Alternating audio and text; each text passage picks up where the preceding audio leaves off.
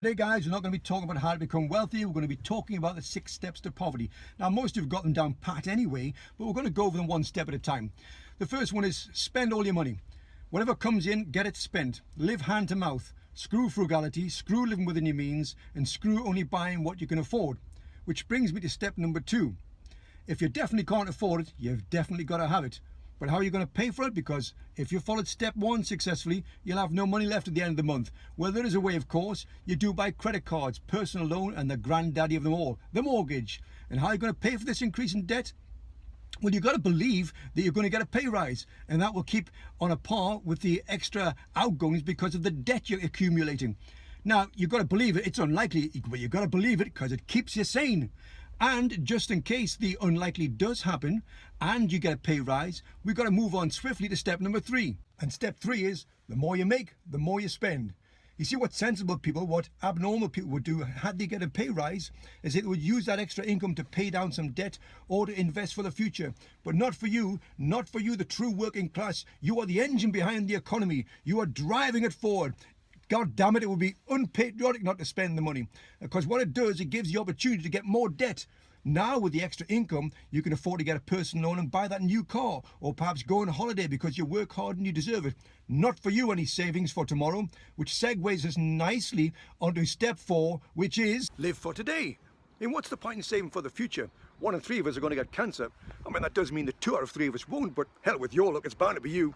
So don't worry about saving for retirement because, I mean, at the end of the day, the government's going to look after you, and we know how good they are doing that. Step 5. Now, step 5 is all about values. You have to value looking rich over actually being rich. So go out and buy that £70 shirt you'll only wear once because it's got a nice designer logo on it.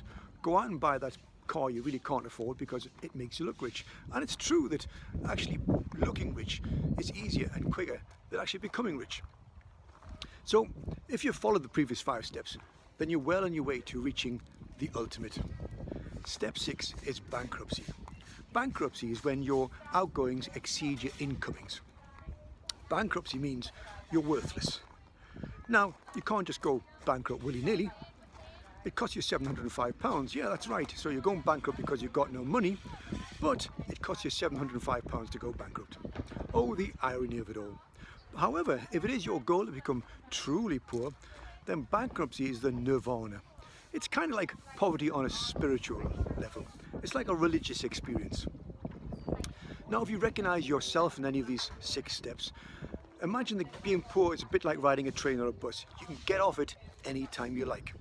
You don't have to carry through to the end. So if you'd rather not be poor, and instead you'd rather be wealthy, then just press the buzzer and get off. Now, metaphorically, that's how you do it, but in reality, what would you like you to do is to visit stupidisthenorm.co.uk, where there are lots of free strategies and downloads and information on how to become wealthy.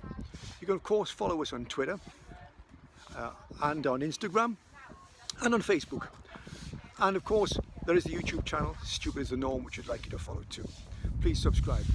Don't be stupid and don't be normal, guys.